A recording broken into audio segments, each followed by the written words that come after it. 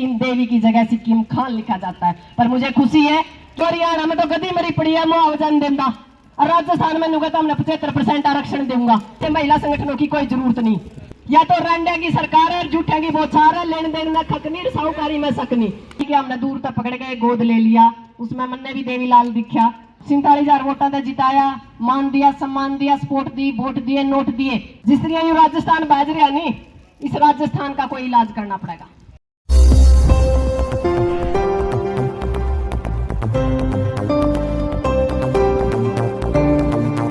मेरे पिता तुल्य बुजुर्गों, नौजवान साथियों, मातृशक्ति और मीडिया कर्मी, छायाकार, आप सबका धन्यवाद।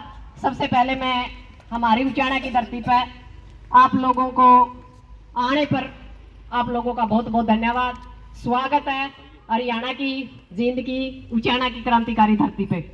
पर बड़ा दुख भी है कि आप जैसे लोग, उचाना तो परेशान था, जींद परेशान था, हरियाणा परेशान था, हमने तो अदर स्टेट भी परेशान कर दी।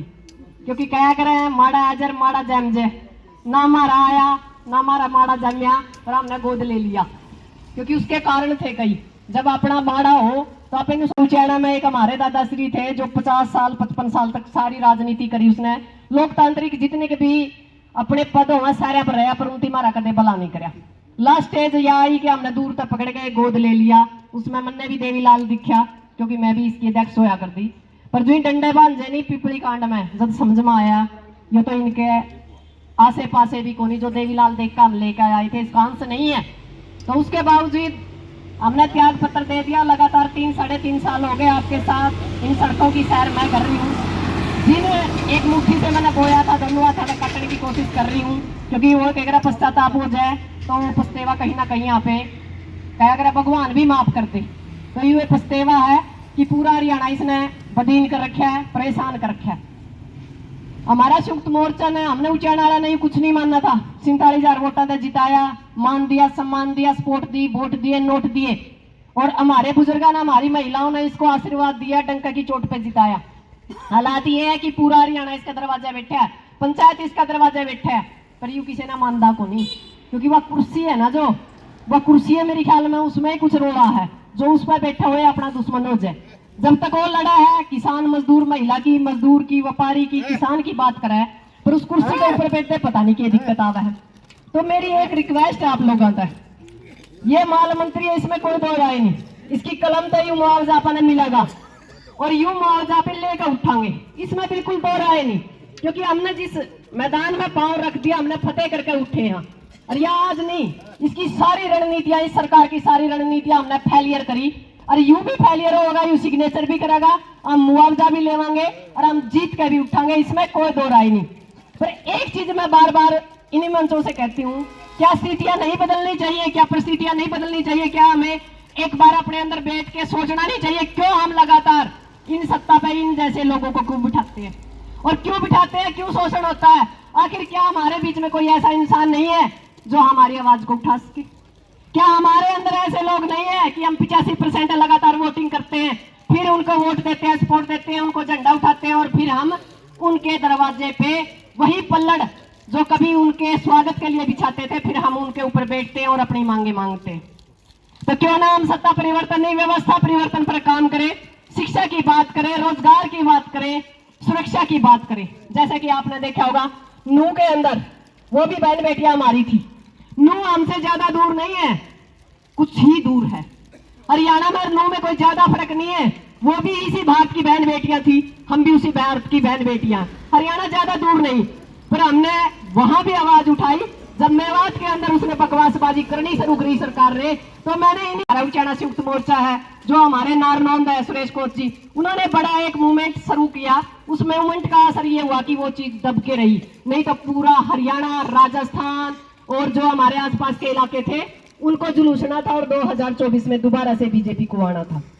यहां तक भी महसूस हुआ कि जब भी मेरी पोस्टें जाती हैं, मुझे सिक्किम देवी की जगह सिक्किम खान लिखा जाता है। पर मुझे खुशी है कि मेरा आवाम बच पाया, मेरा परिवार बच पाया, मेरा समाज बच पाया। खान में और देवी में कोई फर्क नहीं होता, हम ही सी हिंदुस्तान की बेटियां हैं, खान लगे या देवी, मुझे कोई फर्क नहीं पड़ता।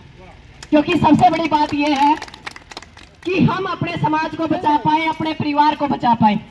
और सबसे बड़ी बात यह कि 2024 हमारे सर के ऊपर है और आप लोगों से निवेदन है कि हमने जिस तरह ये राजस्थान बाज रहा नहीं, इस राजस्थान का कोई इलाज करना पड़ेगा।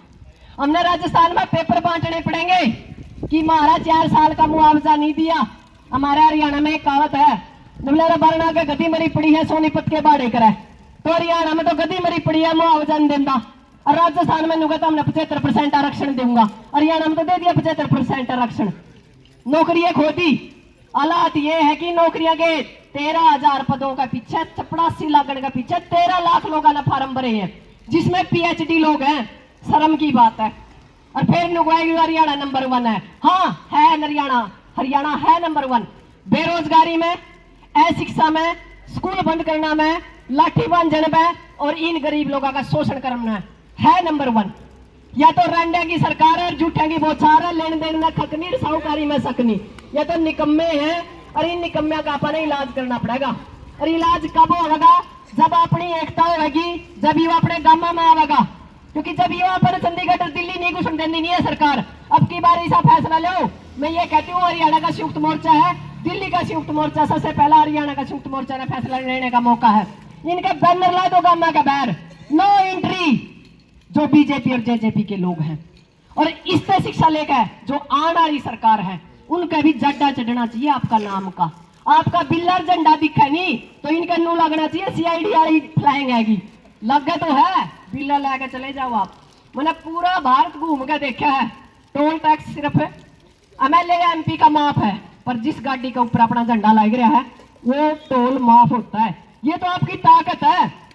हम तो बांध रखे थे आथी जू ताकत का बेरा कौन था, पर ताकत अब समझ में आई है। पर इस ताकत का इस्तेमाल जब है उसका है जब ये भीतर हमें वोट मांगने का 2024 में आना है, जेजेपी ने भी आना, बीजेपी ने भी आना है। तो उस टाइम पे सवाल करा, हमारे स्कूल बंद हो गए थे, उस टाइम आप के थे, आपके जवाब के थे, आपके पिताजी के जवाब के थे उस टाइम आपके सवाल के थे। आना पड़ेगा, यूं नहीं आएगा इसका पार्टी का कोई नुमाइंदा आवेगा। उसके बाद हम यह भी पूछ कहा भाई जब हमारी महिलाओं के ऊपर अत्याचार हुआ था मेवात के अंदर आपने बयान क्यों नहीं दिया? और मैं तो उन महिला संगठनों को भी इसी मंच के द्वारा बताना चाहती हूँ, आप ग्रांट लेते हो, घर बैठते हो, जब किसी महिला के ऊपर शोषण होता है, सरेआम महिलाओं को बेइज्जत किया जाता है, जब आप क्यों नहीं बोलते? हमें ऐसे महिला संगठनों की कोई जरूरत नहीं, क्योंकि अब महिला सशक्तिकरण की जरूरत है। यो नुका बेटी बचाओ बेटी पढ़ाओ 74 दिन तक गोड्डे रगड़े आशा वर्कराने, और आंगनवाड़ी तो आज तक भी टर्मिनेट है। और हालात ये है कि जब समझौता करने गए तो सुरेखा इस एक जो अपना मैनेजमेंट होती है उसमें प्रथम उसमें थी प्रधान। जब उस पर लिख रखा था बोला इस बेटी बचाओ बेटी पढ़ाओ, जब वो अपनी बात कहने लगी भाई हमने यूं काम करा, ये रुपये दे दो, यूं काम करा, लेवर उस बोर्ड कहना लिख देखने लगी, तो मुख्यमंत्री ने मेरा क्या कहा, बोला भाई इस बोर्ड ने तैर का मुंडा मार दो। तो हालात ये है जो ये बोर्ड पे लिखा नहीं वो बोर्ड में सच्ची नहीं है। बेटी बचाओ नहीं, इनकी सबसे ज्यादा बेटियां का नुकसान कराया। ये गौवा का नाम लेकर आए थे, सबसे ज्यादा आवारा गायें हमारी फेड़ लग रही हैं, और गौवा का नाम पे इनके जो तथाकथित जो इनके बिंडे हैं, जो इनके बड़े बड़े मंत्री है या इनकी पहुंच है, जो इनके RSS के दलाल हैं, वह राम का मुआवजा खाना रहे। रहेगी बात गंगा की, गंगा के हालात ये हैं कि इतनी बोतल बिकने लगी 20-20, 30-30 रुपया की।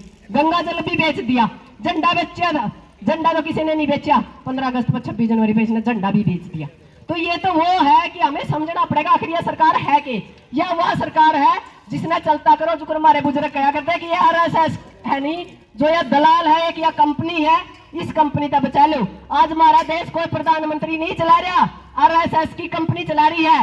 दो हमारे अडानी और अंबानी गोद ले रखे हैं, तो इन सिर्फ अडानी अंबानी चाहिए अपनी 1 करोड़ 40,000 लाख की जो आबादी है, हमने कोई मतलब नहीं। अम्मा राजा जी माँ मेरे तो कोई गलती होगी हो तो मैं माफी चाहूँ।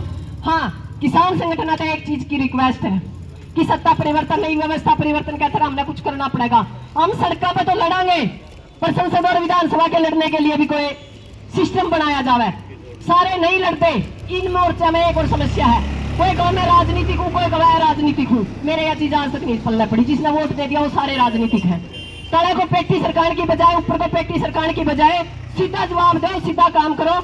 हम यह चाहो भी हमारे बीच के लोग, जब तक लड़ाके लोग जिनकी नूनी बेरा नहीं चिन्नी का बाके है, माचिस का रुपया किया हुआ है, बीड़ी कुकर बना है, और कि चीनी पैदा करने का, फिर गंडा पे कितनी मेहनत लगा है, क्यों कैसे पैदा हुआ है, बेटियां कैसे पैदा हुआ है। जब तक संवेदनशील लोग सत्ता के अंदर नहीं जाएंगे, संसद और विधानसभा के अंदर नहीं जाएंगे, कुछ ना बदला।